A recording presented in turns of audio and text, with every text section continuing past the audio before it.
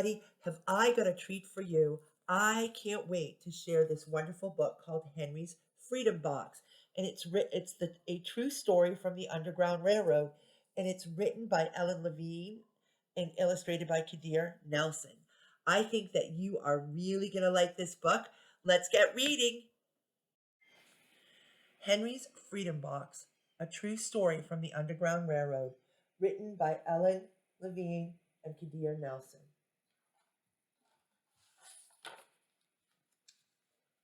Henry Brown wasn't sure how old he was. Henry was a slave, and slaves weren't allowed to know their birthday.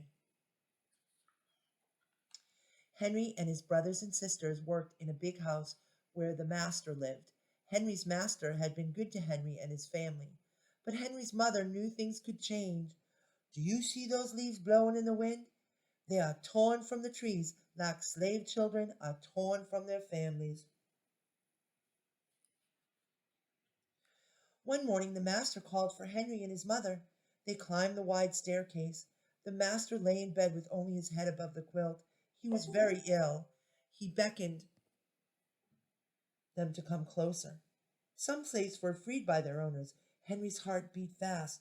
Maybe their master would set him free. But the master said, "You are a good worker, Henry. I'm giving you to my son. You must obey him and never tell a lie." Henry nodded, but he didn't say thank you. That would have been a lie.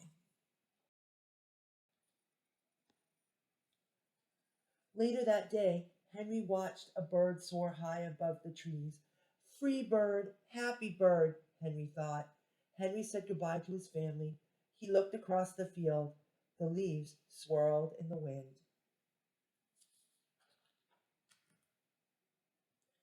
Henry worked in his new master's factory. He was good at his job. "Do not tear that tobacco leaf," the boss yelled at the new boy. He poked the boy with a stick. If you made a mistake, the boss would beat you. Henry was lonely. One day he met Nancy, who was shopping for her mistress. They walked and talked and agreed to meet again. Henry felt like singing, but slaves didn't dare sing in the streets. Instead, he hummed all the way home. Months later, Henry asked Nancy to be his wife. When both their masters agreed, Henry and Nancy were married. Soon there was a little baby, then another and another. Henry knew they were very lucky. They lived together even though they had different masters. But Nancy was worried. Her master had lost a great deal of money. "I'm afraid he will sell our children," she said. Henry sat very still. Henry worked hard all morning. He tried to forget what Nancy said. His friend James came into the factory. He whispered to Henry, "Your wife and children were just sold at the slave market." "No!" cried Henry. He couldn't move. He couldn't think. He couldn't work. "Twist that tobacco!" The boss poked Henry. Henry twisted tobacco leaves. His heart twisted in his chest. At lunchtime, Henry rushed to the center of town. A large group of slaves was tied together. The owner shouted at them. Henry looked for his family. "Father! Father!" Henry watched his children disappear down the road. Where was Nancy? He saw her the same moment she saw him when he wiped away his tears. Nancy was gone too. Henry no longer sang. He couldn't hum. He went to work, and at night he ate supper and went to bed. He tried to think of happy times, but all he could see were the carts carrying away everyone he loved. Henry knew he would never see his family again.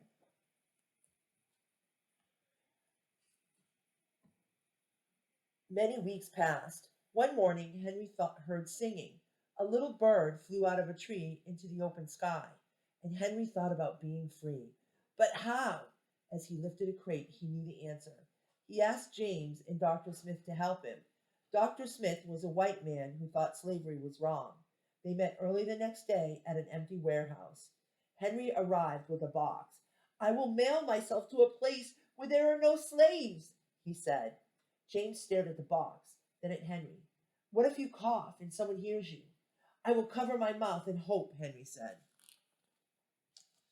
Dr. Smith wrote on the box, to William H. Johnson, Arch Street, Philadelphia, Pennsylvania. Henry would be delivered to friends in Philadelphia. Then he printed on the crate in big letters, "This side up, with care." Henry needed an excuse to stay home or the work boss would think he had run off. James pointed to Henry's sore finger, but Henry knew it wasn't bad enough. He opened a bottle of oil of vitriol. "No!" cried James. Henry poured it on his hand. It burned his skin to the bone. Now the boss would have to let him stay home. Dr. Smith bandaged Henry's hand. They arranged to meet the next morning at 4 o'clock. The sun was not yet up when Henry climbed into the box. "Ready," he said. James nailed down the lid. Dr. Smith and James drove to the train station. The railway clerk tipped the box over and nailed a paper to the bottom. Dr. Smith begged the clerks to be careful, but they didn't listen. They threw the box into the baggage car. Hours passed. Henry was lifted up again and thrown again, upside down. He heard waves splashing. This must be the steamboat headed for Washington, D.C.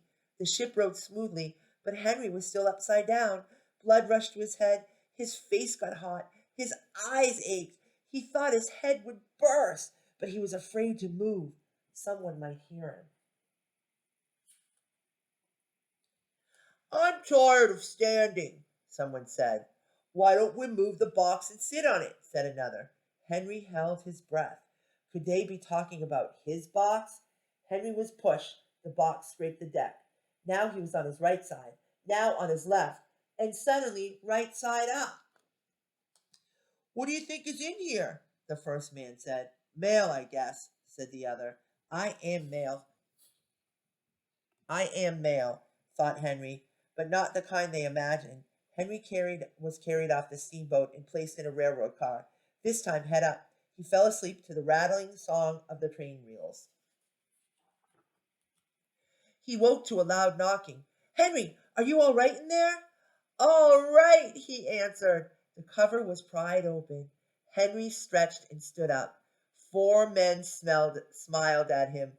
"Welcome to Philadelphia." At last, Henry had a birthday, March 30th, 1849, his first date of freedom. And from that day on, he also had a middle name. Everyone called him Henry Box Brown.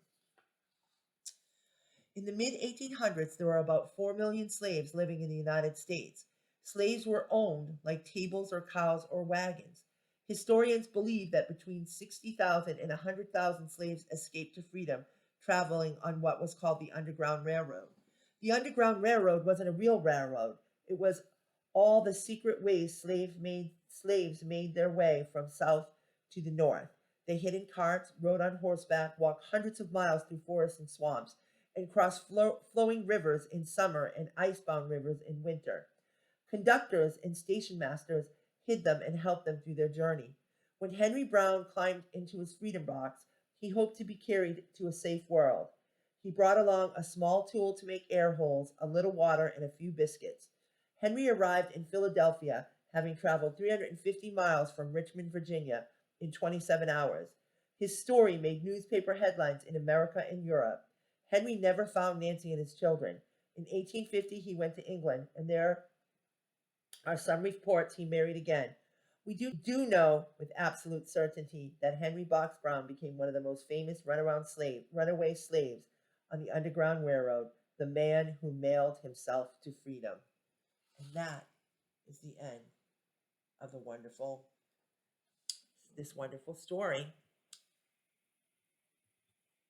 I hope you enjoyed this story about Henry Box Brown.